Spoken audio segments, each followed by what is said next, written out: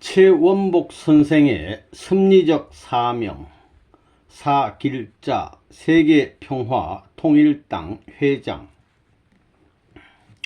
참 아버님이 재림 주님으로 지상에 현현하신 것은 제2차 세계대전이 끝나고부터입니다. 하나님은 재림 주님을 맞이할 수 있는 섭리 기반을 준비해 왔습니다. 그래서 한반도에서 신령한 기독교 집단을 중심 삼고 남성과 여성의 탄감복귀 역사가 벌어졌습니다. 복귀 역사를 하는 데는 남성적인 역사와 여성적인 역사를 이 한국 땅에서 해야 되는 것입니다. 당시 일제강점기 때 우리나라는 기존 기독교단과 신령한 기독교 집단들이 가인과 아벨의 입장에 서게 되었습니다. 아벨형은 신령 집단으로 순교를 각오하고 신사참배를 거부하며 전통 신앙을 지킨 독실한 기독교인들입니다. 가인형은 적당히 신사참배를 하면서 예수도 믿고 일본의 천황도 숭배하는 기독교인이었습니다. 참 아버님은 오로지 신앙을 지키며 사탄의 주관을 받지 않는 신령 집단에서 복귀 섭리를 출발하여야 되는 것입니다. 이것이 일제로부터 해방되기 직전인 1945년도까지의 상황이었습니다. 참 아버님은 원리를 찾으시어 하나님의 뜻을 펼칠 수 있는 기반을 닦아놓고 해방의 날을 기다리고 있었습니다. 당시 신령 집단들은 오실 주님을 맞기 위한 준비 작업이 한창이었습니다. 주님이 지상에 강림하시기 위해서는 구약시대와 신약시대에 잃어버린 모든 것을 탄감복귀하여야만 합니다. 이런 관점에서 구약시대를 탄감복귀할 사명을 가진 남자와 여자 신앙단체, 그리고 신약시대를 탄감복귀할 사명을 가진 남자와 여자 신앙단체가 나타나서 영적 운동이 벌어지는 것입니다. 그것이 세주파의 김송도, 복중교파의 허호빈, 여호와의 부인이라고 칭하는 박을용 제시의 여성계대였고, 백남주, 이용도, 김백문 목사로 이어진 남성계대의 신령 집단이었습니다.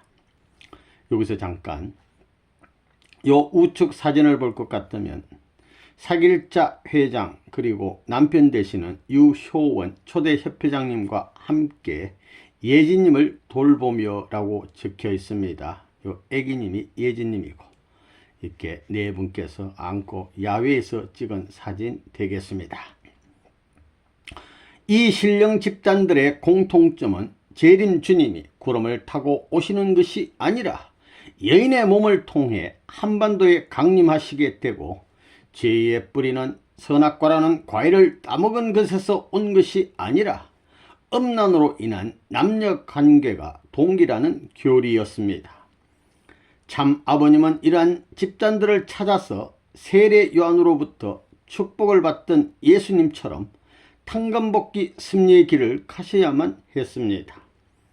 무슨 축복이냐 하면 솔로몬의 왕권과 같은 기반을 상속받는 것입니다.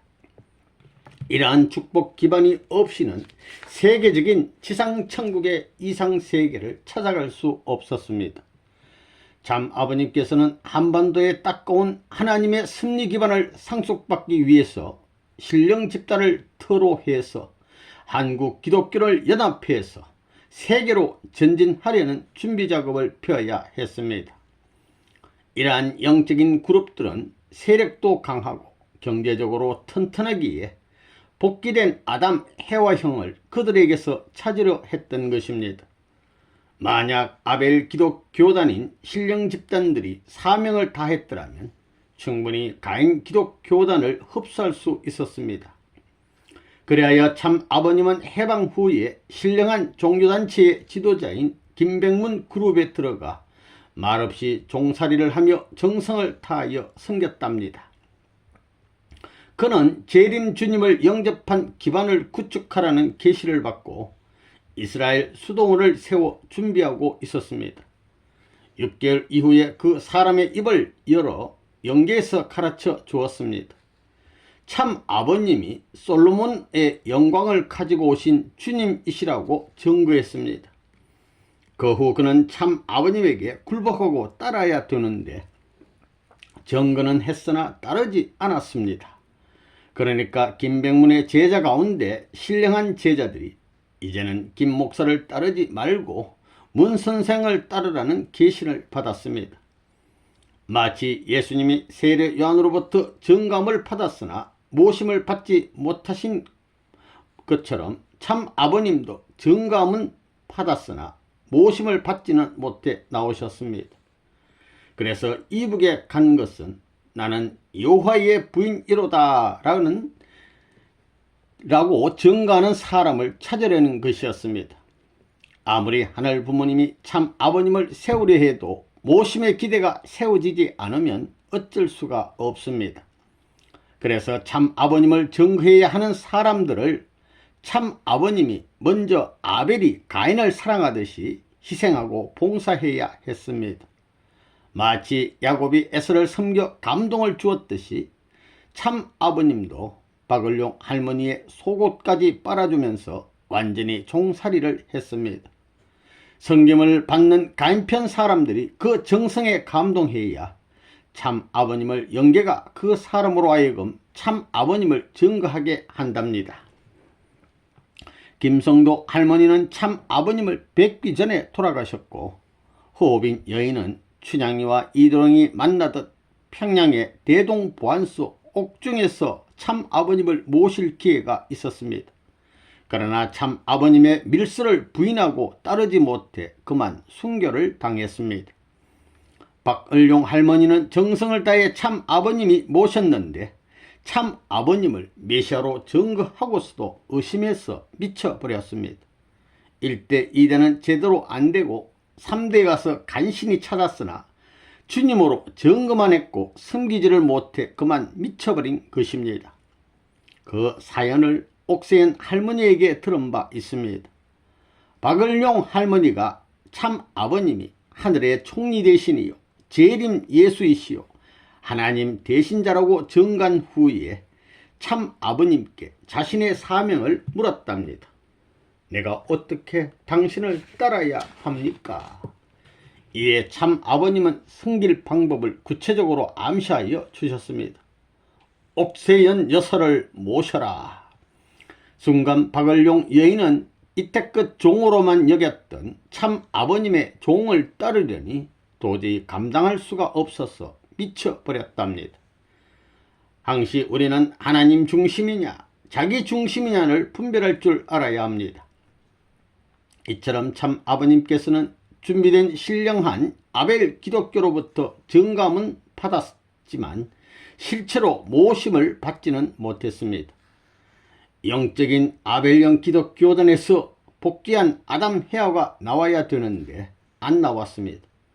이렇게 따라야 할 복귀한 헤아형과 아담형의 중심 인물들이 자꾸 넘어지니까 아무 기반 없이 참 아버님을 따르는 식구 중에서 복귀한 아담과 헤아를 세워야 했습니다. 그래서 참 아버님께서는 들어온 식구 가운데 복귀한 헤아를 찾아야 되었습니다. 그분이 바로 최원복 선생이셨습니다. 언젠가 참 아버님이 말씀하시기를 참 어머님이 완성한 헤아로서 나타나시려면 복귀한 헤아가 있어야 된다고 그러셨습니다. 그래서 최원복 선생님이 복귀한 헤아로 탄감복귀했기 때문에 그 기대 위에 완성한 헤아이신 참 어머님이 출발할 수 있었다고 참 아버님께서 말씀하셨습니다. 그래서 타락한 헤아 후손들의 한을 헤어내야 했기에 지상의 여인들 중에서 가장 괴롭고 힘든 눈물 많이 흘려야 되는 인생길을 걸어간 것이 최원복 선생님이셨다고 합니다. 내가 참 아버님 설교 말씀과 유효원 협회장 원리 말씀을 듣고 교회에 입교했지만 내가 들어오기 얼마 전에 최원복 선생님이 입교하셨습니다. 당시 최 선생님의 집은 노량진이었습니다. 장충동에 위치한 교회에서 귀가하려면 전차를 타는 도중까지 최 선생님과 함께 탑승해서 종로까지 올 때였습니다. 당시 나는 최 선생님을 잘 몰랐습니다. 그분은 영문과 교수이시고 나는 약학과 재학 중이어서 교정에서 배울 기회가 없었습니다. 그러나 교회에서 뵈면서 이화여대 교수인 것을 알게 되었습니다. 그래서 전차에서 만나 인사를 드리고 옆자리에 앉았습니다. 이 진리야말로 놀랍지? 나는 어디에서도 이런 진리를 들어보지 못했어. 무척이나 감탄하시며 교수님이 좋아하시니 학생인 나는 덩달아 맞는가 보다. 은혜스러운 감정이 더 마음속에 솟구쳤습니다. 이것이 개인적인 첫 번째 만남이었습니다. 이래서 퇴학을 당하고 최 선생님도 퇴직을 당하고 어려운 뜻길을 같이 가는데 유달리 최 선생님은 인격적이며 신앙적으로 인품이 훌륭했습니다. 퇴직을 당한 5분의 교수님 중에서 유달리 눈에 띄었습니다. 최 선생님이 옆에 계시면 괜스레 든든하고 마음이 편안해졌습니다. 정파동 교회에서 축복을 받고 협회장실에서 신접살이를 할 때였습니다. 당시 최원복 선생님은 참 부모님의 보좌관이면서 영어 개인 교사, 대외 국제 업무 번역 및 통역 등 협회 직원 서너 명이 감당해야 할 업무를 혼자 감당해 나갔습니다. 당시는 안팎으로 이단 시비에 몰려 핍박이 극심할 때라 힘든 나날이었습니다. 유 협회장과 최 선생은 협회장실에서 시간 가는 줄 모르게 주어진 업무를 처리하기 위해 수시로 만났습니다. 가끔 심각하게 얘기하다가 두 분이 우셨던 경우도 봤습니다. 파주 원전에 자리한 남편의 봉분에 가까운 곳에, 남편 무덤에 가까운 곳에 제 선생님의 봉분이 있어 성묘할 때마다 찾아뵙습니다. 신혼 초에 최 선생님을 사모했습니다. 참 어머님이 나타나시기 전까지는 이런 여인이야말로 완전한 여인이구나 생각이 들었습니다. 그래서 하루는 최 선생님께 부탁을 드렸습니다. 최 선생님, 사진 하나 있으면 주세요. 왜? 딸을 낳으면 최 선생님 같은 딸을 낳고 싶어요. 최 선생님은 나의 청을 들어주고 싶어 했지만 마땅한 사진이 없다고 안 주셨습니다. 협회장인 아빠는 최 선생님이 어머니 같다고 하셨습니다. 아로는 협회장이 무심결에 최 선생님을 칭찬하고 있었습니다. 우리 최원복 선생은 남편에게 사랑을 받게 되어 있어. 저렇게 알뜰하고 살뜰하니. 최 선생님은 항시 어떤 어려움을 겪어도 불평하지 않고 자신의 괴로움을 드러내시지 않으셨습니다. 협회장이 영계 간 후에 어떤 섭섭함도 서러움도 잘 참아야 한다고 위로해 주셨습니다. 삼위 기대들이 너에게 섭섭하게 했다 해도 절대로 섭섭하게 생각하지 말라. 입장을 바꿔서 너 남편이 살고 그 사람들의 남편이 같다면 너는 그 사람한테 더 잘해 줄 수 있겠느냐. 이 충고에 평생 위로받고 살았던 것 같습니다. 최 선생님은 미국 협회에 오래 체류하시다가 일화 사건 직전에 귀국하셨습니다. 정파동에 계실 때 참부모님 양이분의 지압을 해드리고 최 선생님도 지압을 해드렸듯이 귀국한 이후에도 보살펴 드렸습니다. 그분은 척추에 굳은 살이 박혀 있어서 항시 아픔을 느꼈습니다. 저장기에 참 아버님이 청평에서 텐트를 치고 방울 낚시를 하실 때 수행원들과 함께 땅바닥에 돗자리를 깔고 슬리핑백에서 주무시면서 찬 기운이 들어와서 굳은 살이 생겼답니다. 그 부분을 풀어드리려고 집중적으로 지압을 해봤지만 예의치 않았습니다. 세계평화 여성연합 회장으로 계실 때였습니다. 며칠간 사무실에 출근을 안 하셨습니다. 그래서 할 수 없이 집으로 전화를 했습니다. 회장님, 사무실에 왜 안 나오십니까? 큰 아들이 결국 나 때문에 자살했어. 큰 시련이니 내가 이겨야지. 제 본목 선생님의 남편은 덕망이 높은 유도인 석진경 선생이었습니다. 이렇게 나가는데요. 여기서 한마디. 최연복 선생님의 남편 되시는 유도인 석진경 선생은 우리나라 유도, 그러니까 유교 불교할 유도가 아니고 운동하는 유도 발전에 아주 큰 공을 세우신 분이십니다. 우리 한국 최초로 제자들이 최고의 권위인 10단에 처음으로 10단이 되신 분입니다. 그래서 유도인들은 누구나 존경하는 유도의 성인이다 라고 일컬어지는 아주 덕망이 높은 귀한 분입니다. 이 석진경 선생은 평소에 유능제강이란 말과 태산무언이란 이 두 글자를 아주 소중히 여기고 생각했다고 합니다. 유능제강이란 말은 부드러운 것이 강한 것을 이긴다, 제압한다, 그런 뜻이고, 태산무언은 큰 산은 말이 없다는 뜻이죠. 그러니까 큰 인물은 함부로 말하지 않고 가려서 말을 한다, 이런 뜻입니다. 우리 신의 충모님 책장 앞에 보면 물의 교훈을 배워라, 그리고 산의 침묵을 배우라는 말이 있습니다. 그런 철학의 말씀이 있는데, 이 부드러운 것이 강한 것을, 물이 계속 흐르면 바위를 깎지 않습니까?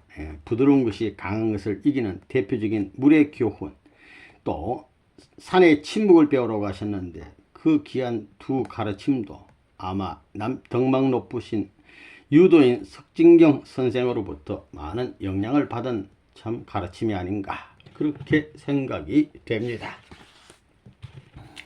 어떻게 무도인과 영문학자가 결혼했는지 정서적으로 맞는지 모르겠습니다.